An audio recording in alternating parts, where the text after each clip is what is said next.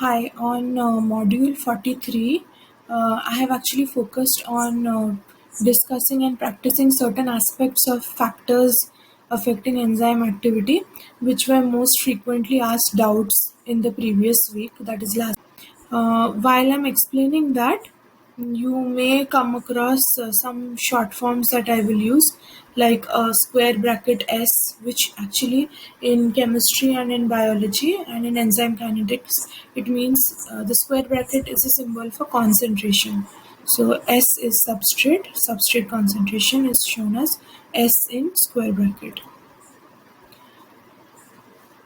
Here on screen you are looking at an enzyme catalyzed reaction represented in the form of a Michaelis-Menten graph.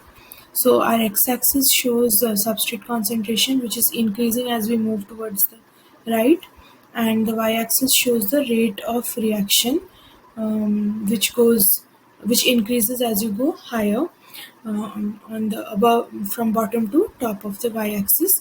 Now the pink line shows the progress of the reaction, which is the curve, and you can clearly see that initially, which is marked as a blue dotted line, the point which is plotted on the graph, if you extrapolate the x and y coordinate of that point, the area that comes under this dotted line covering the graph shows the part of the initial rate of reaction. Means this is the initial phase of the reaction where the reaction is really fast. That's why you can see that the curves, the graph's slope is really high. So here what you're seeing is in the beginning, in the first part of the curve, which is rising very steeply, sharply. This is the place where the substrate concentration is low and enzymes are free, and like the active sites are empty, and they want more and more substrates to collide with so that they can catalyze the reaction. So that's why in the initial part of every enzyme catalyzed reaction, the reaction rate is really fast. Why? Because active sites are free and substrate concentration is low. So at this phase, we say that the substrate's concentration is limited, but we have lots and lots of enzymes with free active site.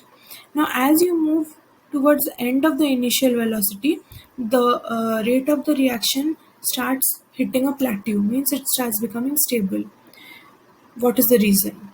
This is what you need to be able to explain in exam questions. So the reason why the reaction rate of reaction becomes stable means reaction is happening, product is forming, but the rate at which the product is forming per unit time is remaining the same. It's not increasing. That is, per unit time, if 10 product molecules are being formed, that is how it will stay for the rest of the 10 minutes or 20 minutes, or however long you keep the reaction, and how much more substrate you keep giving, that will be the rate. Why is that happening?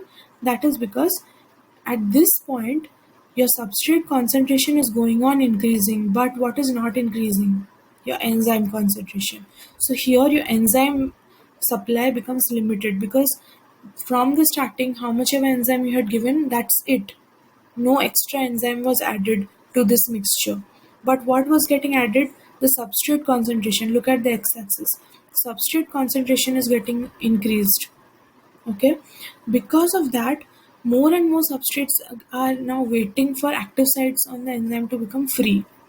So a better way of showing it is by this graph, part by part.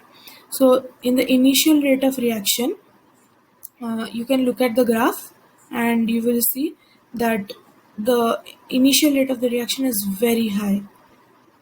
As substrates are increasing, rate of reaction is also increasing. I'll just show you. Look at the x-axis. Substrate concentration increases, rate of reaction is also steeply rising.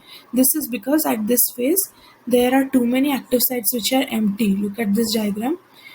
You have lots of enzyme, but enough number of substrates are not there. You are going on adding substrates, free active sites are there, quickly catalysis is happening, and fresh substrates can bind to the active sites of the enzyme. So less substrates are there. Then as the reaction proceeds, Look at the right hand side graph now. Now what happens, you reach a point where the number of substrates become almost equal to the number of enzyme molecules in your mixture. So gradually all the active sites will now remain busy. Means as soon as this substrate gets catalyzed, product is released, a new substrate will come and bind over here. So active sites are no more free. So what is happening? The rate of number of substrates being catalyzed into product is now going to remain the same because only 4 active sites are there. So if you keep adding 10 or 20 substrates also, 4 active sites will work on 4 substrate molecules at a time. That cannot increase further. Now look at the rightmost graph. This is the point where the rate of reaction becomes completely constant. That is, even if you keep on increasing the substrate concentration, because your enzyme is limited, now the rate of reaction will no more increase just by adding substrate. Initially what was happening? You kept on adding substrate, rate of reaction kept on increasing. Then a certain point was reached where number of free active sites were no more there. Means all the active sites were busy with catalyzing substrates. Finally, you reached a point where even if you kept on increasing the substrate concentration, the rate of the reaction remained the same. And according to the Michaelis-Menten plot, this is the point when you say that your reaction has reached the maximum velocity. And using this Vmax, you can calculate half Vmax and the Km of your enzyme that you are investigating. So that is how you will use certain keywords, that is, too many active sites are free, or enzyme active sites are saturated when they are filled. So use these terms to explain what happens when substrate concentration keeps on increasing. How does that affect enzymes activity? After what point, increasing the substrate concentration also, there is no change in enzymes activity. So you should be able to explain it in these 3 parts. The initial part, the part where all active sites become saturated, and the part where you keep on adding substrates but the rate of reaction remains the same. That's all about being able to explain effect of substrate concentration on enzyme activity. Finally, you can pause the video to read through this summary, and after reading through, you can comment on whether you'll be able to explain effect of substrate concentration on enzyme activity or not. If you want to summarize quickly what you learned, you can share that in the comment. Thank you.